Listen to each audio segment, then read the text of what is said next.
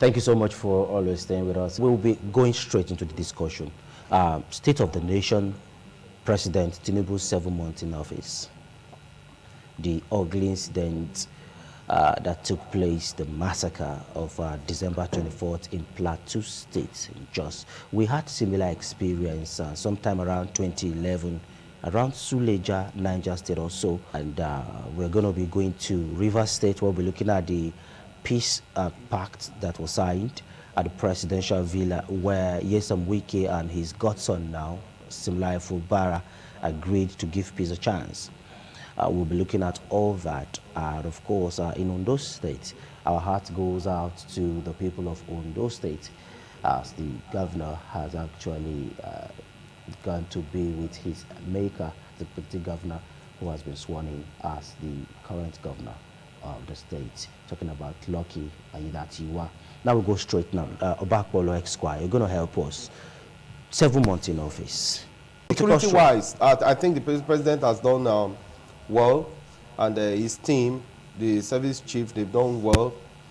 And but we're taken by surprise with the military, quotes now, mistaken bombardment in Kaduna State.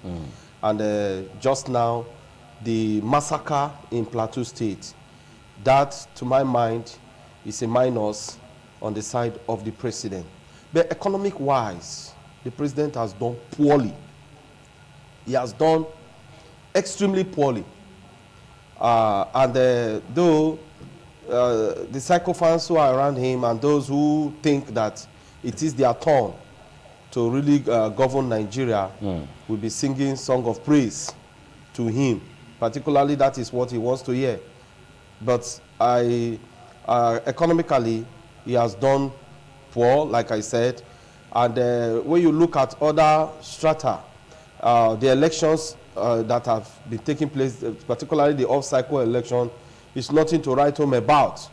And also with issues that surround government agencies, parastatals, and all of that, you begin to wonder whether indeed we really want to go forward in this country.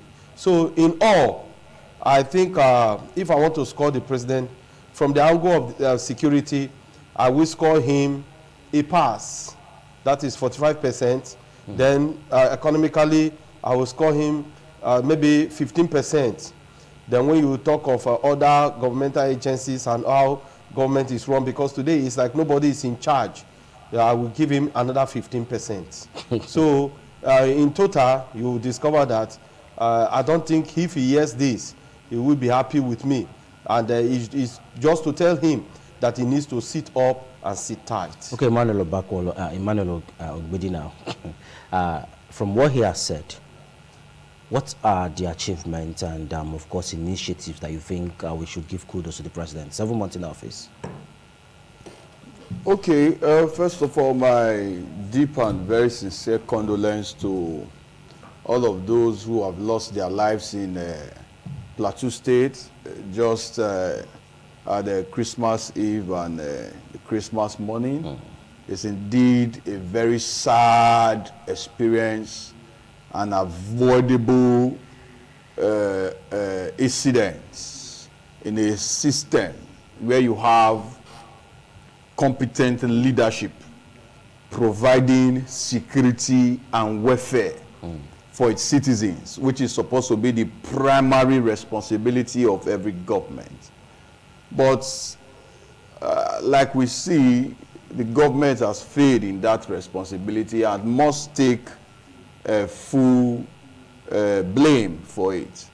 Because Nigeria, with taxpayers' money, have bogus expense, money paid in servicing service chiefs in the army, in the police, in the DSS, and all of the security apparatus, the NSA, the chief security advisor to Mr. President, the Minister of Defense, all serviced by taxpayers' money. If with all of this money going out to this individual, and yet the lives of the common man in the street cannot be protected in an incident that did not just happen within a twinkle of an eye, but happen within hours, and yet we cannot get any report of anybody that is caught, apprehended, or any of these criminals that are gone down, or in any by any way a kind of resistance or opposition from security agencies that are serviced with taxpayers' money, then it's a total failure by my opinion.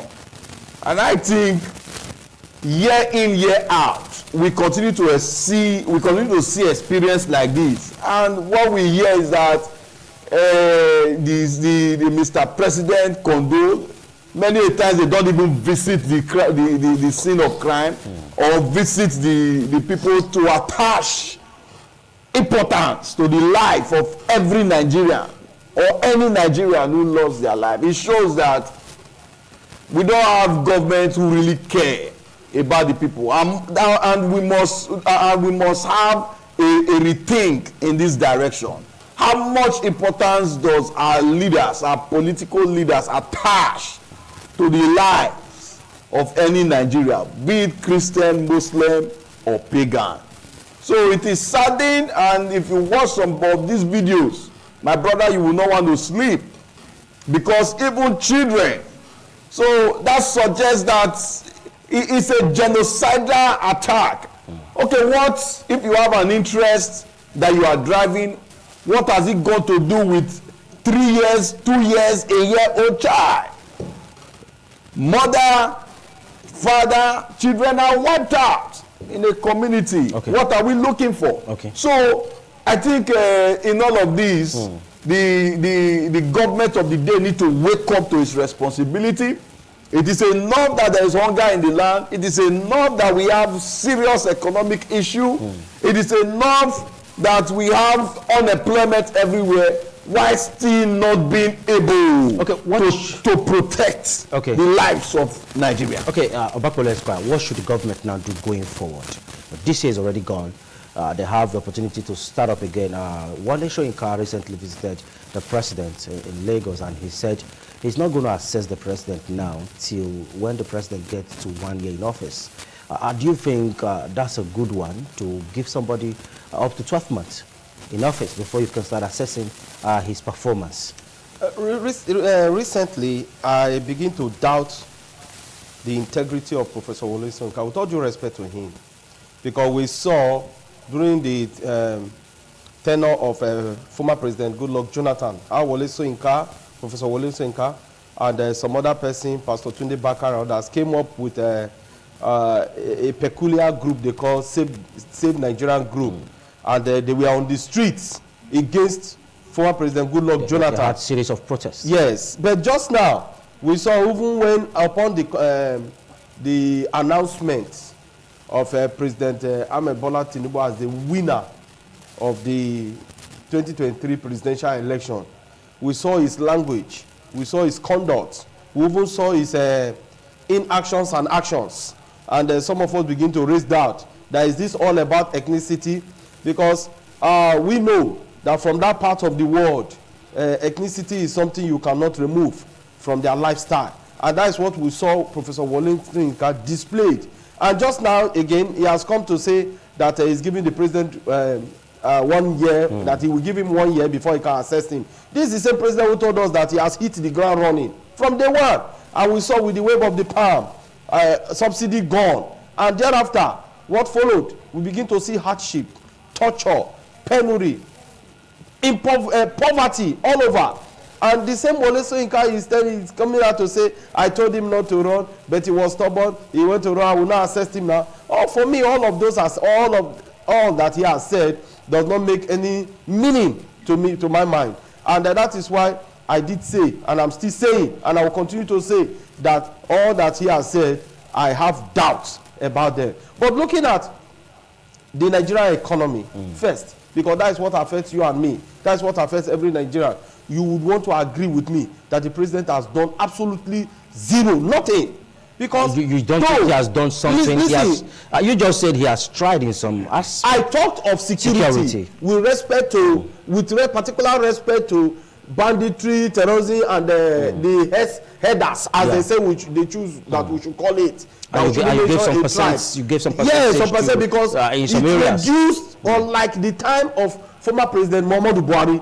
We are everywhere, even in Edo State here. Killings everywhere, and nothing happened. But immediately he came on board, we saw that reduce. But again, after the Kaduna mishap or mistaken killings, like the military put it, we saw another massacre in Plateau. And to my mind, I want to associate the massacre in Plateau to what happened in Kaduna as a revenge. You saw it, are you seeing it as a reprisal attack? Yes, that's how I see it. And that is where I now had to reduce ordinarily the score that I would have given to the president, and I reduce it to 45%. Okay. Just because of that. And now, when you look at now, just like my co-panelists here have said, nobody is taking responsibility for anything. Instead, we see arrogance, we see pride. The way they address Nigerians, there's no responsibility for anything. We saw even during and after the elections, some persons were arrested, we were told, for electoral malpractices, but nobody is charged to court for anything. The only one in Adamawa that they told us was charged to court. Suddenly we heard that somewhere his lawyer came to court to tell the court that he's somewhere in Niger Republic. Doing what? How did he get there? With the security agencies, what is their job? But if it has to do with the torture and tormenting of an average Nigerian, you will see the security agencies, they will bring out their muzzles. So, in all, to sum it all, there is really need for the president to wake up. Okay, what I want to say is this: where you have the tag of illegitimacy, because whether you believe it or not, Nigerians have still not woken up from what transpired at the presidential elections. But don't you think they have moved on, Emmanuel Obidi? Don't you think Nigerians have moved on from the elections? Some people felt they didn't get what they wanted in the election. But of course, INEC declared the president as winner, of course. Don't you think Nigerians have moved on? Then secondly, when is the best time to assess the president's performance? Okay, first of all, the truth is this. The best time to assess Mr. President is from day one in office. There's no two ways. There's a popular advert when we were growing up. For the sake of being on air, I don't want to measure. They'll say, if you take this drug after 30 minutes, you start seeing the action.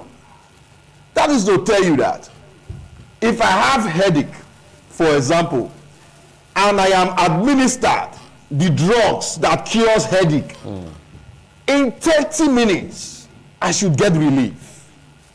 And physicians will tell you that after administering such drug, and in 30 minutes, and after some time, you don't get this result, consult your doctor. Consult your doctor, which means that is not the amen.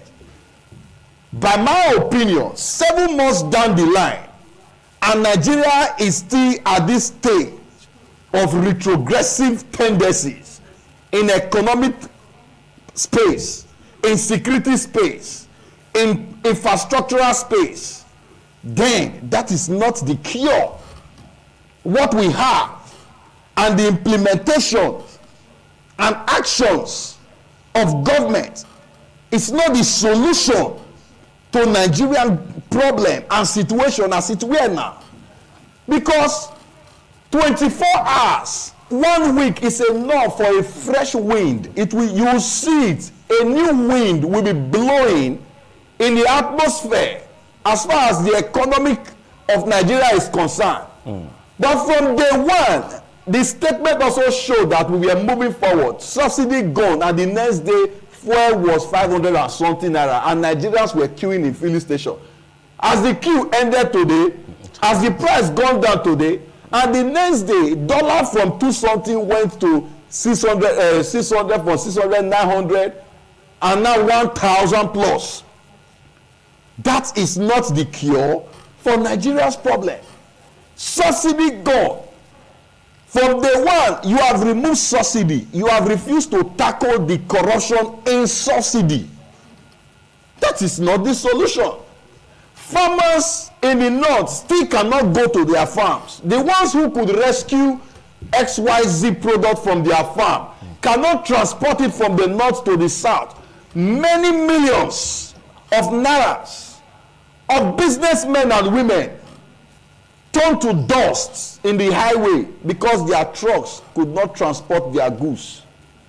And this is total loss, economic loss. Okay. Nobody is answering or asking them how they will survive the next farming cycle. Okay. So that is to tell you that assessing the 7 months is more than enough to assess this current government as to their performance and what we should be saying. Then in your other question, which says, as Nigeria moved on, you see, Nigerians are one set of persons that are resilient and the most easy set of persons to govern. Why? Because they don't need much from any government. Ordinarily, what does Nigeria need from a government? Nigeria does just need the basic things. Give us road, give us power, and give us the enabling environment for us to fend for ourselves and develop even the system for ourselves. Okay. So Nigerians have since moved on, and all we want to tell Nigerians and want us to do is to wake up and prepare for the next cycle, for leadership that will be more responsive for the yearnings of our. Okay, to put a halt to all these continuous attacks we are hearing in most part of the country. There are farmers that can't even bring their crops to town. Some are even paying heavy levy to these insurgents, to these bandits, to these terrorists, just to go to farm. What should the government do to put an end, permanent end, to insecurity in Nigeria? The insecurity palaver, as I choose to call it, that we are experiencing or witnessing or going through in Nigeria today is, to my mind, is more self-inflicting. The government know those who are sponsors of all of these problems. Some time ago, the government of United Arab Emirates came up with names, suggested names they think are the ones sponsoring terrorism in Nigeria. And we have DSS, as they call themselves. We have other security agencies. The government is there. Nobody till tomorrow has taken bold steps to publish the names of those who are responsible. At the time, they argued that, oh, they know the people. Okay, make them known to us. So I don't think our security agencies are sleeping. In the words of Major General Theophilus Danjuma, retired, colluding. The military is colluding. If not, the military is not proactive. How can you say that the Nigerian military, with the ones that call themselves secret police, the DSS or SSS, could not get information that there was going to be that kind of attack in Plateau? Then when you say it now, you hear them coming up to say, oh, the area is an arid region, the area is mountainous. But if it has to deal with the dealing of average Nigerians, you will see them developing Moses to do it. So, in my opinion, the military is colluding. All the security agencies are colluding. You know why? What? Today, defense has more money than it used to be in this country. So they are making more money for themselves. And that is why you see them. Even with that Plateau massacre, have you heard anything? They just kept quiet. Everybody is silent. The only thing we will hear, we will say, oh, the president condemned. This is a country where we always wake up to hear the president condemn. The commander-in-chief. This is a country where we always hear when something happens to an average Nigerian, there will be absolute or graveyard silence. Okay. Nobody wants to say anything. Because They don't want them to be fingered for anything. So it's a shame the way we are going. Okay. And until the government is ready to sit up and sit right, it will continue like this. Comrade Ogbidi, the issue of security is everybody's business. Agreed. Narrowed down to Edo State, we saw how so many lives were taken recently, just recently, in Edo State. What do you think state governors should do to support the presidency in fighting insecurity? Okay, just to quickly add to what my brother was saying in alliance, that, you see, our security agencies, without, quote and unquote, political interference, government interests, directly or indirectly, are the best anywhere in the world. This is the same Nigerian military that fought the ECOMOG, the United Nations peacekeeping. They went to Liberia, Yugoslavia, and came out with results. So what's not happening? And you are talking of Boko Haram, insurgent, herdsmen. That let's stop insulting our security gallant men and women. The problems is the political interference.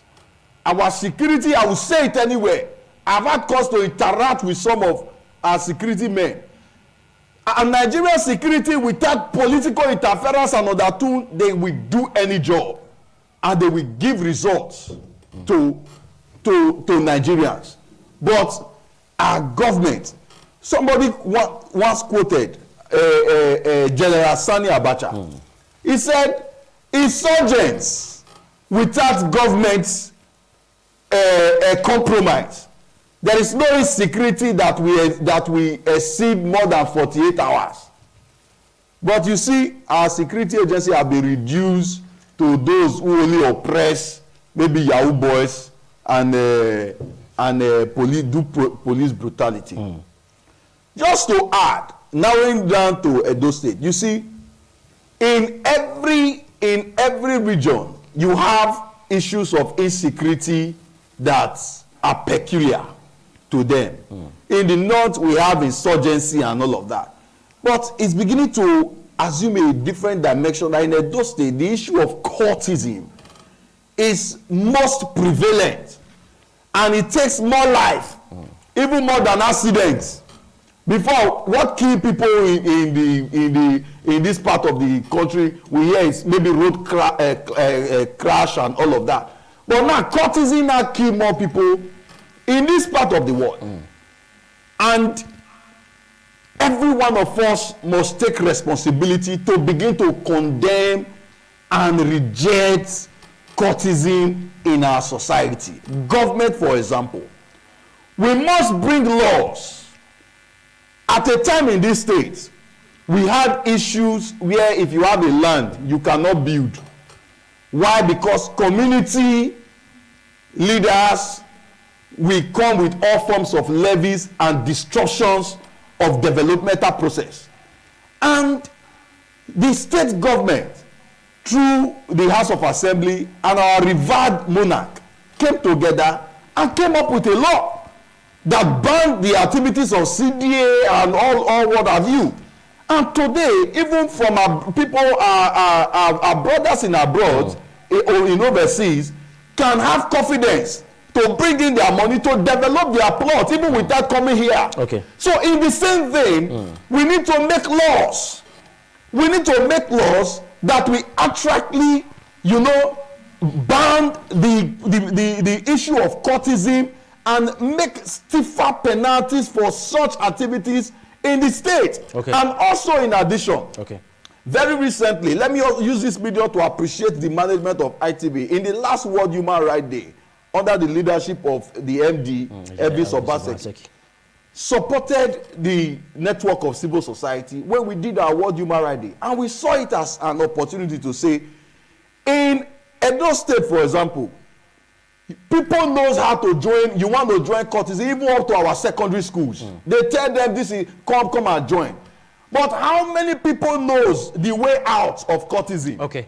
If there are more people telling us, criticizing the issue of courtesy and telling them the way out to exit courtism, we will have more of our youth having the courage to say, this thing, we don't want to be part of it again. So our traditional institutions, our religious institutions, and even government must show the outright rejections of courtism activities, and that is how we must go. It seems that we are actually digressing from the actual discussion. Let's go to Rivers State now. There have been serious chaos in that state for a while, although the governor recently, during his Christmas message, he said, and I quote, that he's ready to give peace a chance, and of course he's ready to work with the peace pact that was reached at the presidential villa, Obakwole Esquire. Let's go to Rivers State a little, like I said. Going through the whole scenario that has been taking place, the whole scene that has taken place there, what is your opinion? I think there is something the governor is not telling us. Because over the years, we've seen the issue of godfatherism as a problem to Nigeria democracy.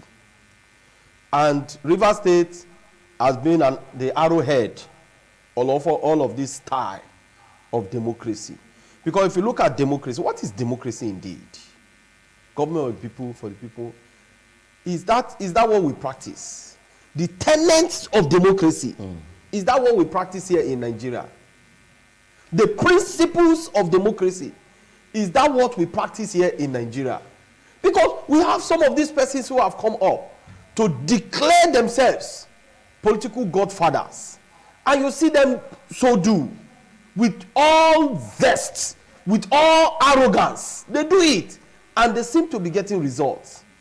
And that's why Rivers State just now. So is Wike getting result now? Yes, for the governor to have said that kind of decree that was given to him, and the governor is now telling you and me that, look, I have accepted it, hook, line, and sinker. It goes to tell that there is something the governor is not telling us. And in my mind, I see the governor as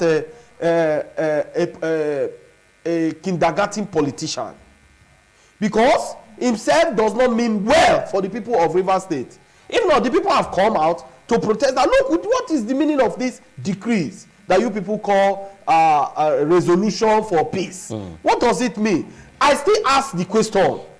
Does it mean that the governor, as an executive governor, as provided for by the constitution of the extant constitution of the Federal Republic of Nigeria, does not have equal powers with that of the president in the state?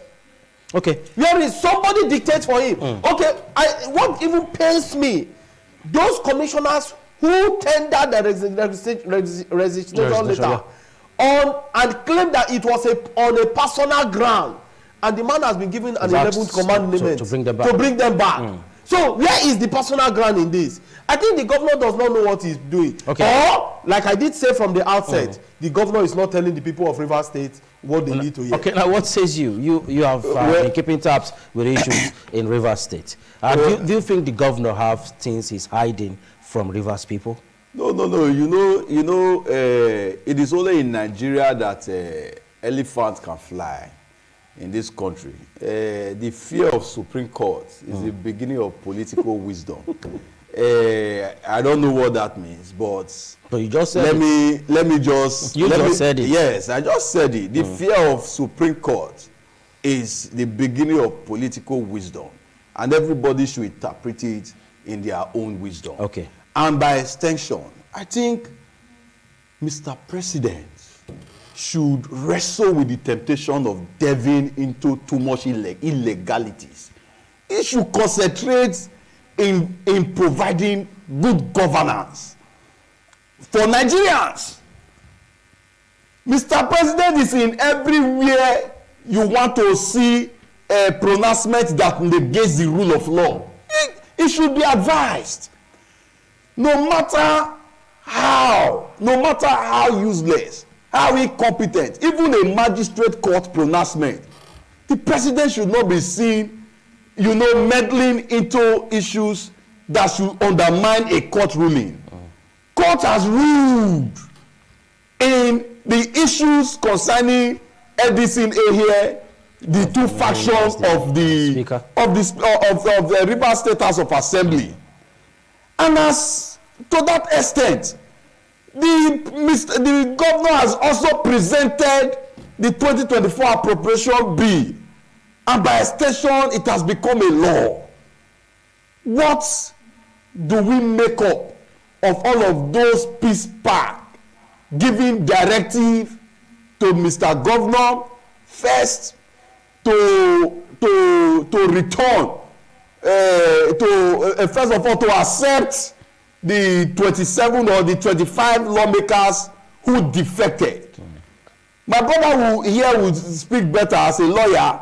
Section 109 of the Electoral Act is very clear that as a legislator or as a political office holder elected under a platform, when you decamp from that platform to another political party, you directly lose your office. Okay.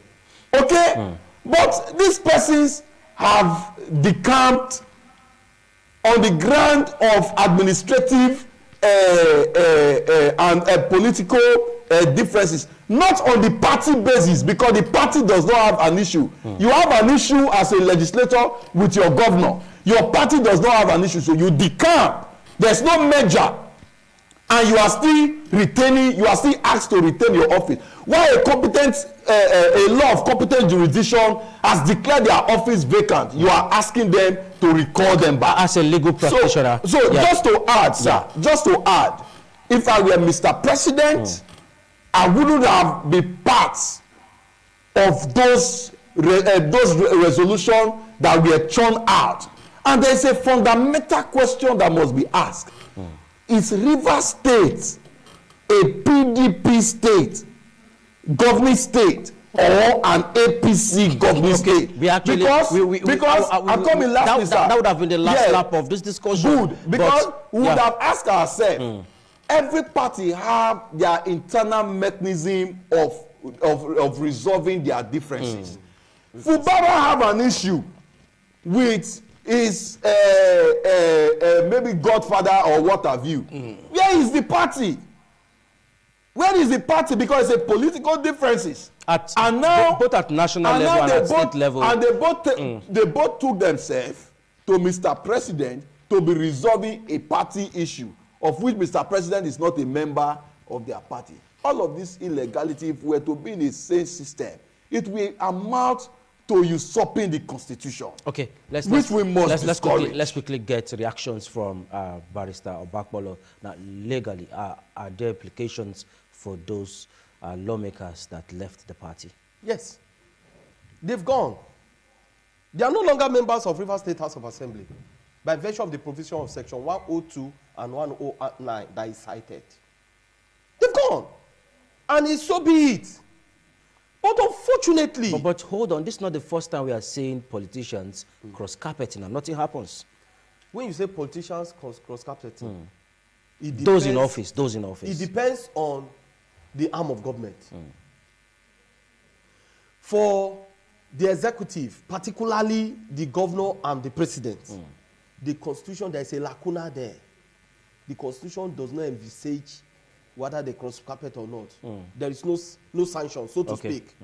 But with that of the legislature, there is sanction. So their seats, it's vacant. They are no longer, and it has been so declared, they are no longer members of the People's Democratic Party. That's why when he asked that which political party is in charge in Rivers State, the same questions I've asked in different fora. Even I went further to say, Minister Nyesom Wike, which political party does he belong to? Which political party? And that's why I said that there is something the governor is not telling us. Maybe the governor himself is planning to decamp. I must tell you the truth. You think so? I think so. Okay. And I see that happening in the nearest future. So he wants to follow his godfather to APC. Yes. But Wike is yet to declare his intention if he's leaving the PDP. Oh, leave that. Officially. Wike is neither here nor there. But we know where he's pitching his tent. Okay. Somebody told us some time ago, I don't want to mention name, that when you cross to the All Progressive Congress, that you sin no more. Your sins Your sins are forgiven. Yes, and that is what we see. And just now, the president sees himself as an emperor. He's not a democratic president. He's an emperor. Okay. And he's ruling Nigeria as an emperor. Okay. But now the president is saying these 27 lawmakers, they should return. No more issue.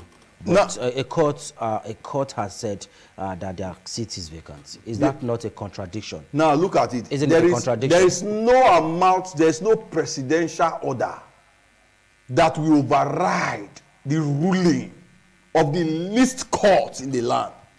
Because the president is sworn into office to protect the constitution. And it is by the strength of Nigeria constitution that any president emerged into an office. So there is no statement from any president that can override, overrule, and undermine the ruling of any court of competence jurisdiction. Now, for the 27 or the 25 lawmakers, since the president actually wants peace, I believe what he was trying to say is that maintain status quo. He would have also mustered the courage to tell those 27 lawmakers, return to your original party. Okay. So let it be that everybody is back to where we are. But that wasn't part of it. He didn't say that. That wasn't part of it. That is to tell you. No, that wasn't part of it. That wasn't part of it. That is to tell you that it is all an agenda. Okay. But what do you expect ordinarily from a president who was a governor of Lagos State? And after you left, Fashola came, and you had issues with Fashola on the ground of godfatherism. Fashola managed to escape the oppressive tendencies of godfatherism in Lagos State. Perhaps his political weight was also strong and sagacity. And now Bode came. And today we have a lexicon into the political dictionary, the Ambode treatment. Perhaps he was not skillful enough. Ambode couldn't survive it. Ambode couldn't survive the iron grip. And lost his second bid. Of godfatherism in Lagos State. Under the leadership, political leadership of the now president. So no, we will not be surprised that Mr. President is taking such a position in what is happening. Okay, now quickly, we need to go. So just to say about what the people, or what is proper, and what the people must do. They must stand to defend the Constitution and stand, because even Mr. Governor is not bigger than the people. Okay, whether he has agreed with that peace park or not, the people of Rivers State, their will must stand. We need to get to Abuja studio in a minute now, but just one of answer. The people of Rivers State one time came together. We saw the youths, we saw pressure group, we saw so many groups came out in solidarity with the governor. We saw elder statement, people like Edwin Clark lending their voice and telling the president the peace pact is unrealistic and unacceptable. But the governor is saying, no problem, I will go with it. Could it be that Yesam Wike, the minister of FCT, is trying to replicate what Tinubu did in Lagos State? One of answer.